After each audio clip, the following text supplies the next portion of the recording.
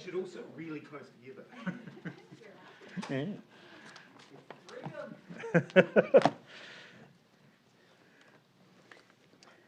Kia ora, ngā mihi nui ki koutou katoa.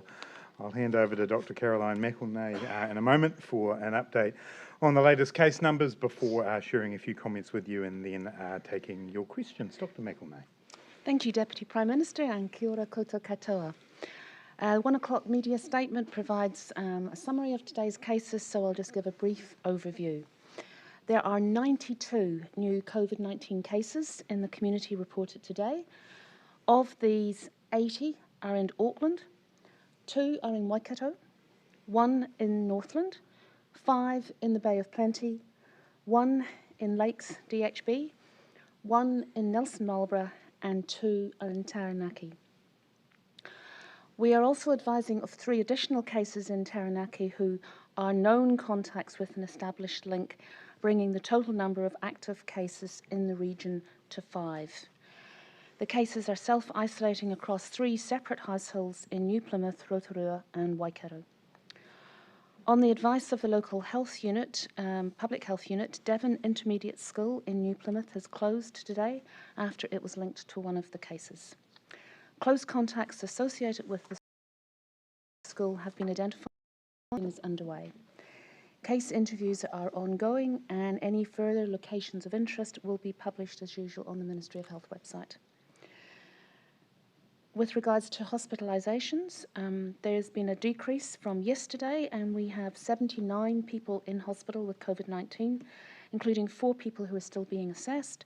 9 of these patients are in ICU or high dependency units.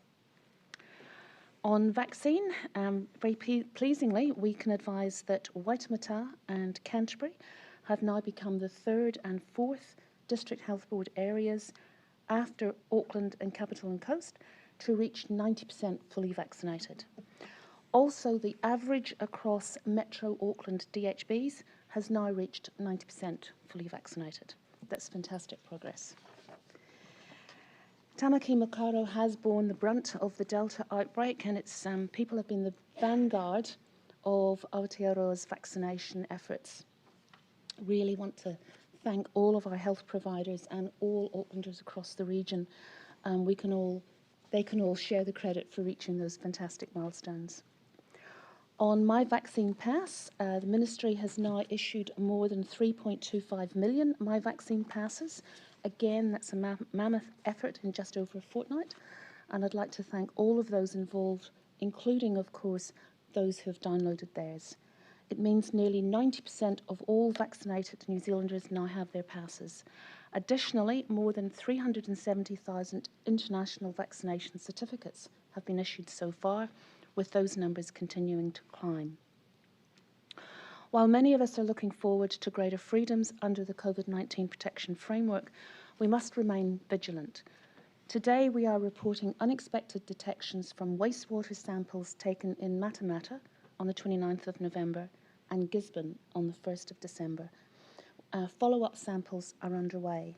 Our advice remains, if you have symptoms, no matter how mild, please get tested, even if you are vaccinated, and remain isolated until you return a negative test result. And finally, I'd just like to remind people to please keep scanning in or manually recording where you've been. Yesterday, there were nearly 3 million scans across the country. This will be more important than ever as we are now in the COVID-19 protection framework. To put it simply, our everyday essentials are mask, pass, and scan. It is these things that will enable us to enjoy summer whilst we continue to live with COVID on our own terms. Back to you, Deputy Prime Minister. Thank you very much, Dr. McElnay. As all of you are well aware, New Zealand has now switched into the COVID protection framework, or as it is becoming well known, the traffic light system. We were able to make this move because we have come through the past almost 2 years of COVID in better shape than many other places in the world. We've had amongst the lowest case rates, hospitalisations and death rates in the OECD. As we head into this next phase, critically we do so with high and rising vaccination levels. Of the eligible population, we now have 93% with a first dose and 87% with full vaccination. Of the remaining 5 DHBs still to reach 90% first dose, the Lakes DHB has just 785 more vaccinations to go, and the West Coast DHB 284 to reach the target, with a big push that could be done in both of those DHBs by very early next week. I do want to pause here and thank all New Zealanders for their actions to keep them, their families and their communities safe. Some people have tried to portray us as a divided nation on vaccination. The numbers simply do not bear that out. Getting 90% plus New Zealanders to agree on anything is a highly unusual achievement. We have come together once again to do this mahi, and we should be very proud of the progress that we have made. It is, of course, early days for the framework and the vaccine pass system that is intrinsic to it, and we can expect that there will be a few teething problems over the next few days. It is hard to remember back to the beginning of the alert level system, but the same thing occurred then too. We will be constantly monitoring the settings and making tweaks as necessary, as we did the whole time we were in the alert level system. And again, here I want to thank businesses for their cooperation in getting the vaccine pass system going. And I want to make a request to those of you who are out and about this weekend to please be kind and respectful to staff who are checking passes. They're doing their job and we are all learning as we go. Just a couple of numbers here to reiterate what Dr. McElnay has said. As at this morning, we have issued 3.25 million My Vaccine passes, including 250,000 just yesterday. As indicated by the Ministry of Health last night, 54,500 individuals were issued an exemption email because their service request had not been resolved. I can tell you that 99% of those emails got through and 94% of them were opened. There will be a second run of those emails tonight to cover those for where there were issues with the emails, and that will cover all those with an outstanding service request. I want to remind businesses that the 8th round of the wage subsidy is still open for applications, even though we are now in the new framework, and applications for this round will close at 11:59 p.m. on December the 9th. The resurgence support payments numbers 4 to 6 remain open for applications through until the 13th of January next year. And also the transition payment, which I announced on Monday, opens for applications from the 10th of December, next Friday. This payment is a recognition of the long period of time businesses in Auckland in particular have spent with restrictions in place prior to shifting to the framework. The payment is designed to support those businesses through the next few weeks, and we encourage you to apply via inland revenue from the 10th. This transition payment is at a higher base rate than the current RSP, which will be $4,000 per business plus $400 per FTE up to the cap of 50 FTEs, a maximum payment of $24,000. And as I said on Monday, that is estimated to have a total cost between $350 and $490 million. The affected revenue period for the transition payment will be set between October 3rd and November 9th and will be compared to a typical week in the 6 weeks prior to the 17th of August. Finally, before we go to questions, I have the pleasure of letting you know that this will be the last Friday 1 p.m. press conference for the year. Obviously, there will be others through next week, but not next Friday. I want to acknowledge that 2021 has provided significant challenges for many people, but also further evidence of the resilience, compassion and resourcefulness of New Zealanders. And that applies to all of you in this room. I want to thank you for your hard work in disseminating complex information under huge time pressure to ensure that New Zealanders remain well informed through this pandemic. While we might not always agree on what comes out the other end, this has been an enormous and exhausting task that is vitally important. And with that, I'm happy to take your questions. There's been huge confusion with physiotherapists, and they've only in the last hour got a note saying that they can't ask people for vaccine passes. We've had a lot of lead-in to this traffic light system. Why are there still those glitches that are happening, and are you satisfied with that? As I said in my opening remarks, if we cast our minds back to the beginning of the alert level framework and you look at the tapes of your questions from that time, you'll find that there were glitches and wrinkles that needed to be ironed out as we went through each phase of the alert level framework. It is complex to set a set of rules that guide the way in which all businesses and all venues operate. And so therefore we will see some wrinkles there.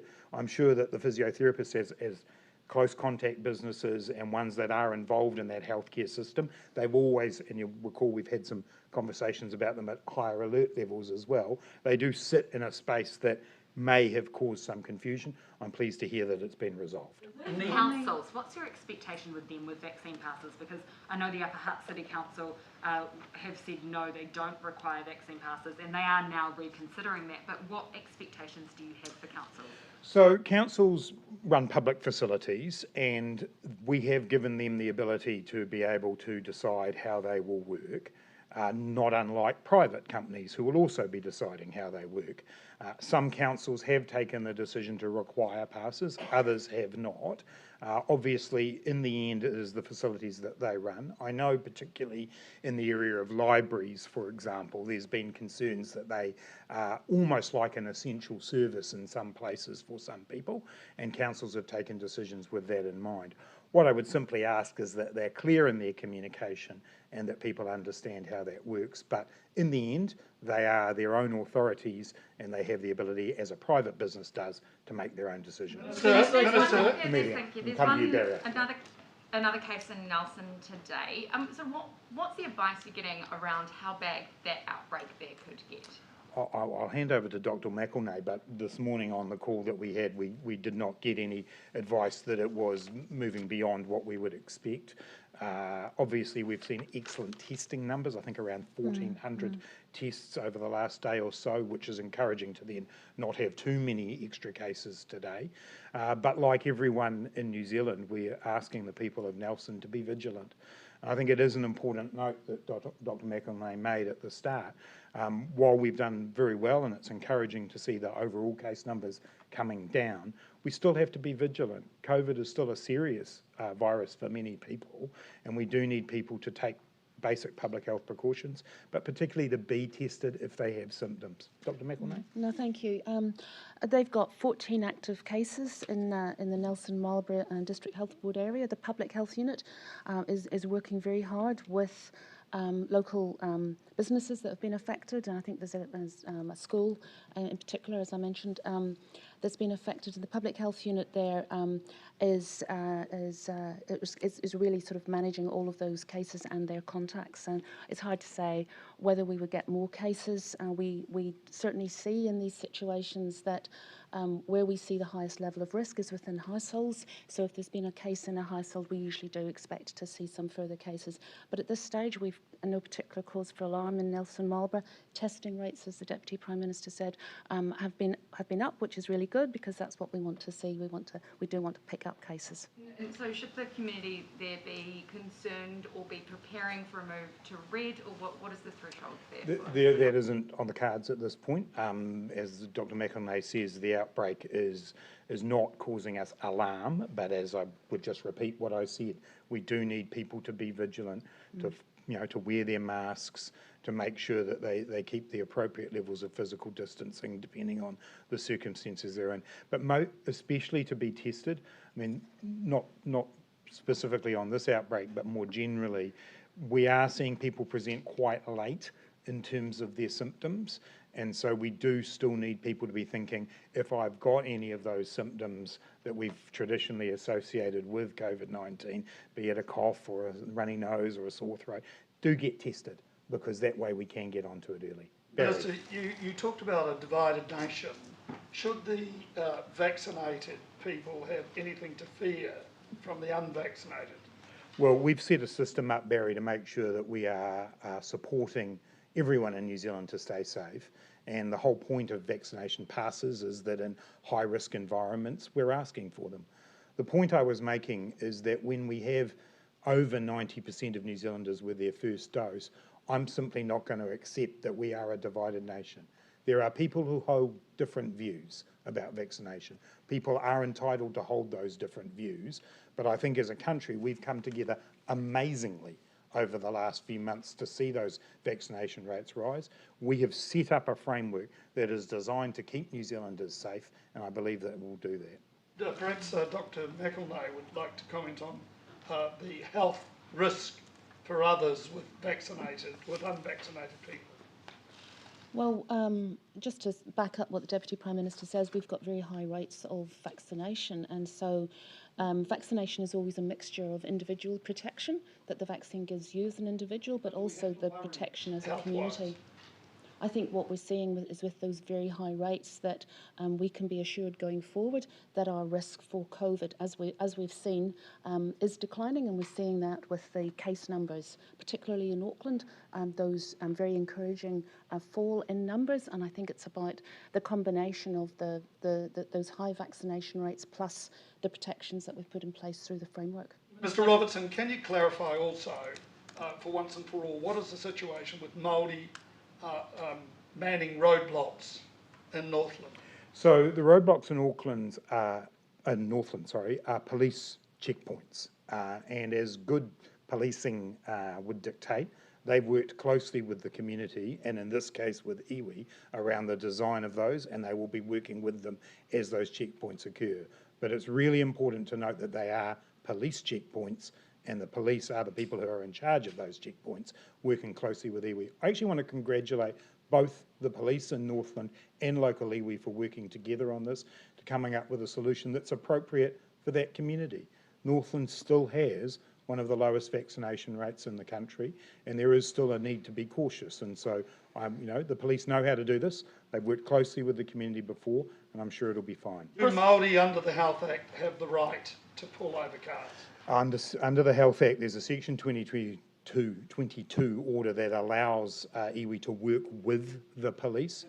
To work with the police to be able to do that work. But these are police checkpoints, and obviously whatever legal requirements will be met, the police of all people will make sure that happens. But Barry, I don't think this is anything for anyone to be worried about. This is actually really good community policing. Chris Luxon says that Auckland should be at green. Why isn't it? Well, it's not at green, firstly because we set some pretty clear guidelines around where we would put people, and we still have a significant outbreak of COVID-19 in Auckland. And whilst the numbers of cases coming down is very encouraging, it is still a significant outbreak. And throughout the whole period of COVID-19, we have moved cautiously and methodically. And actually, the result of that is that we have managed to keep the number of deaths low, the number of hospitalisations relatively low, and I stand by that approach. I've certainly heard from the opposition many different ideas about moving more quickly at different times. From our perspective, we think the proof of the pudding is there. You say that the traffic light system or shifting to it is complex at first. Is it needlessly so? Why couldn't you have just stuck with the alert level system and laid vaccine certificates across it? I wouldn't say it is complex, actually. I think that it is a relatively simple system. The public understands it. Well, no, that's because it's just started, and I think if you started right back at the beginning of the alert level system, you might well have come up with similar numbers around people's understanding of it. It is a very simple system, especially if you are vaccinated, because if you are, what you need to make sure is that you have your pass with you and you have your mask with you, and you can go about your business, particularly in the orange level, without any real concerns, and at the red level with 1 or 2 restrictions on gatherings. So I think it actually is a relatively simple system, but of course, it's new, and therefore people will take some time to get used to it. I'll just go back to what Barry's question was too. Can people expect to be pulled over by iwi as they're travelling around? What they can expect is a police checkpoint working with iwi. No? What they can expect is a police checkpoint. That's what's been agreed. That's the agreement that is in place. Joe? Just going back to the Northland vaccination rates, which are obviously stubbornly low still, is there any shift, I guess, over summer in terms of reaching more people, like changing up the way that the vaccination rollout has gone to date? Because you've kind of reached a point where those who are going to be have been. You're going to see a lot of people going to beaches, to parks, holidaying. Is there sort of any approach around mobile vaccination clinics going out to these sorts of places? Are you changing it up in these regions where the rates are still stubbornly low?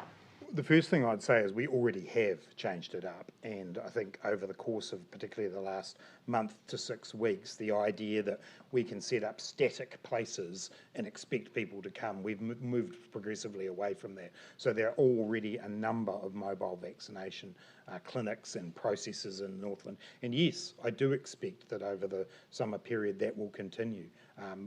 The vaccination campaign doesn't stop anywhere. Once we get to 90%, it keeps going, and most especially in an area where we're under 90%. Is there anything more No, on I was that? just going to say that actually we have seen an increase in the Northland vaccination rates. So these recent, different ways of doing things have certainly worked. And the latest figure today for Northland as a DHB as a whole, first dose, is 86%. So really that's getting close to the 90%, and that's fantastic work. Can I also just ask on a slightly different topic, just with the new variant kicking around, which obviously isn't in New Zealand yet, but is there potential at all for those dates that have been set for next year around Australia and other countries and people coming back in 7-day self-isolation, is there any risk that those dates are going to move at all over the Christmas period? No, not at this stage. We would obviously go on the advice of Dr. McElnay and her team around that. There is nothing at this point to point to that. The whole question of what happens with a new variant is that the WHO and others do a lot of work to understand the severity of it, the spread of it. That work is underway right now. And while we can be concerned about it, as has been said here a couple of times, we don't at this point have any advice that is a cause for anything beyond concern or moving into major shifts in our approach. But of course, if we got different advice, we would look at that advice. So I'm just going to hand to Dr. McElnay. I was just going to say that we are keeping a very close eye on what is happening and what we know about Omicron, and we're obviously we'll be giving further advice beginning of next week.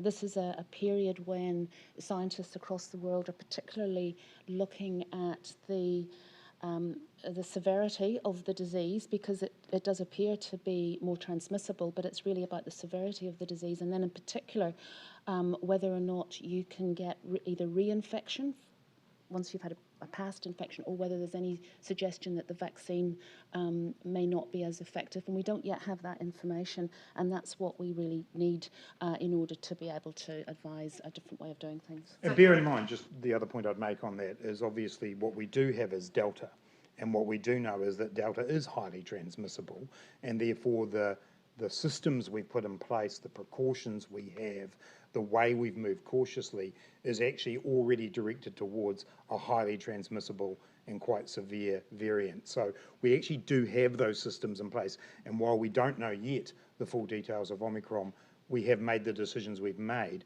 when we have Delta present, which is a highly transmissible. So lastly on that, your advice would be, because there will be people who are choosing not to try the ballot, the MIQ system, because they're relying on these dates in January and February. Your advice to people is to continue assuming that is actually going to stay in place. Correct. Yep. Thank you. Just on the community isolation, can I get an update on how it's going, how many people are isolating at home, and where in New Zealand they are? So in terms of numbers, what I've got in front of me here is that we've got 936 cases as reported as being in self-isolation at the moment across the country. The numbers reflect where the cases are, and so there are a handful in some of the DHBs where we've got a smaller number of cases and obviously a large number in Auckland. I haven't seen any updated report around any particular concerns. Obviously, we continue to work with both the public health assessments and the medical assessments. And obviously, again, this is a new system that's bedding in. Primary healthcare providers are more involved. I've seen 1 or 2 news reports this week, people still wanting to make sure they get information quickly, and obviously the teams in Auckland will be working on that. Did you have anything? No, that's right. I think operational things like this do take time to bed in, but we're seeing very good progress in Auckland, and still bedding in the Waikato, and then obviously what we want district health boards is to be able to go no matter when they might get a case. And we're seeing that as we do have this scattering of cases across the country, that DHBs are standing up and that those systems are coming into play. Just on the recent report on the first 2 deaths, that sort of raised that the system could sort of magnify inequity for Māori and Pacifica. Has the system been changed at all since then, or? There's certainly been significant, yes, I mean, yes, it's the Yes. short answer to the question, because that obviously, those cases were obviously right at the beginning, and there's significant work going on to partner with Māori and Pacific providers to make sure that the right people are having the right conversations at the right time with cases, and obviously, you know, as we've stated earlier in the week around that report, there's a lot to learn from that. And I believe those lessons are being learned, yes. I'll just do a sweep around, go Bernard, Amelia. Yes. Minister, what sort of thresholds does Auckland need to reach to be able to change from red to orange? Because there's a few hospitality businesses who are hoping that sooner rather than later. And certainly we want them to move sooner rather than later as well. Those movements will be based on the advice that we get from the Ministry of Health and the Public Health team. Obviously, there's about 4 or 5 different things that we're looking at for any region. The first of those is vaccination rates, and Auckland is doing extremely well there and continues to make really, really good progress. We also look at the status of the outbreak, and that is the significant issue for the Auckland region, is the status of the outbreak. How big is it? How widespread is it? We're seeing, again, good signs there, but we obviously want to get updated advice as we move towards the 13th of December check-in that we've got. And then there are the issues around the health system, the ability for it to cope, again, holding up well, but we need to keep monitoring that. The contact tracing systems and making sure that they work well, and then an analysis around the impact on vulnerable populations. So we'll look across all of those criteria. As I say, Auckland's doing well, but we will continue to move cautiously when we've had such a significant outbreak there. So we're down below 100 cases today, and you're still below 100 hospitalisations, and the DHBs bordering Auckland are getting up towards there. I mean, how close are we? Yeah, look, these are very encouraging signs, but I'm not going to preempt the advice that we'll get from Dr. McElnay leading in to the 13th of December, but I've outlined for you the things that we're looking for. Did you have anything to add there? No, and I wouldn't want to preempt the assessment that we'll be doing next week, because as we've seen, this is a constantly evolving situation, and we always give our assessment as close in time as we can through to ministers so that they can make that decision. Is it still possible, though, there could be a move down for Auckland from red to orange? Yeah, look, it is possible, but I don't want to preempt the decision. I don't want people to run a story that now says that is likely. It is possible, and the reason we put the check-in in was so that we could look at it not just for Auckland, but actually for all regions. And, you know, as I say, there's some really encouraging signs, but we'll take this day by day. I've certainly learned in the whole last 2 years to be careful about predicting what happens over a week, let alone 2 weeks. Amelia. Just back on passes, there's been reports of hospitality places not requiring vaccine passports. How will you be checking that businesses needing vaccine passes are actually complying with the rules? Yeah, and so the thing we're doing there is operating as we have again throughout COVID of you know, first trying to understand the circumstances. There's an educative element, I think, here, you know, to help people understand what is required of them. And then obviously, you know, as time wears on, if there are people who are, you know, deliberately and flagrantly not going along with the rules and the guidelines, then there will be follow-up action. But I think the first steps here are to help everybody understand what their obligations are. And I haven't, to be honest, haven't heard widespread examples of that. I'm sure there'll be 1 or 2 out there. Sometimes people perhaps need to take a look at the specific rules. There are different rules for retail than there are for hospitality, for example. And so people need to be able to understand the circumstances, and we can follow those cases up if they're raised with us. When you say, is that sort of police going around and double checking that the businesses who should be using the passes are using them? As I say, if things are drawn to our attention, there's a number of different ways of dealing with that. And obviously at the end of that escalation, there is, you know, enforcement. But at the beginning, we just want to make sure we get alongside people and make sure everyone understands what their obligations are. And just a few points of clarification of this so-called simple system. The farmers markets are confused about whether they need vaccine passes because they do both retail, selling groceries and veggies, but they also have food trucks. Yeah, What's and the situation now? they are treated as retail and therefore don't need them. While they do have food trucks, they are food trucks that people take away from. Can I get Thanks, some points of clarification on South Africa? When will it be reviewed as being a high-risk country? When are you planning to do those reviews? I'd have to check with Minister Hipkins or Dr. McElnay. Do you have any info on that? Well, we were constantly keeping it under review, and we are meeting internally on Monday just to catch up over the weekend, because often our disadvantage of being ahead of the rest of the world is things happen on a Saturday for us. And of course they've come out, that's what happened with WHO, they often meet on a Friday and it's a Saturday with us. So we've got to check in on Monday, but that's just an example of how we constantly are keeping this under review. I was on a Zoom call last night with colleagues from South Africa and from Australia, and there's a lot of sharing of information that's going on at the moment amongst the scientific community, and that hasn't yet been collated into substantial reports that we can then use as our evidence base in order to advise government. Why is there a differentiation between citizens and residents from high-risk countries?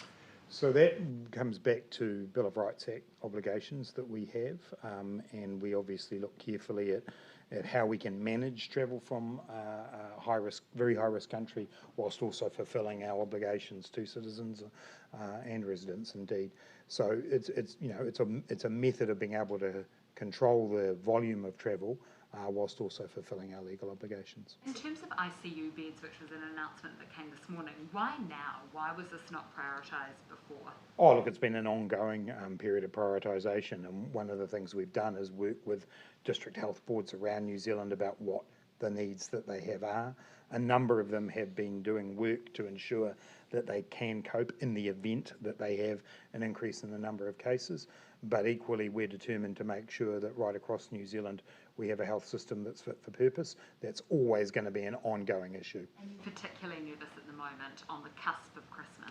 I'm not particularly nervous per se. I just think we have to be constantly vigilant and make sure that we're building a health system that it is continually improving and is always fit for purpose, not only in the face of just COVID, but generally. So, we worked closely with DHBs, and we believe we're now in a position to make a number of very specific proposals come to reality. We'll come to Jason. Speaking of being nervous, how worried are you about facing off against Simon Bridges in the House?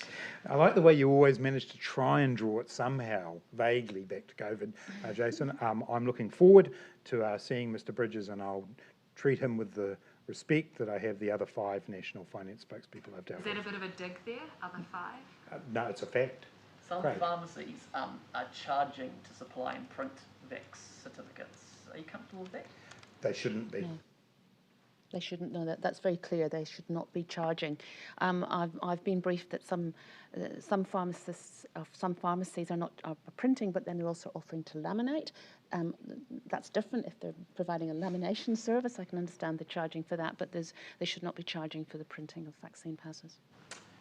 Amelia, and then we'll finish up. Yeah, just out of interest, have there, of the people who've ended up in ICU or HDU, sort of over the course of the outbreak, have any of what's been their vaccination status? Has any vaccinated person needed that level of hospital care? Got quite a lot of information about the vaccination status of people in hospital, but not that piece of information. So no, I'm sorry, Amelia. We'll get back to you on that because we will have that. It's just not here. All right, everybody, thank you very much.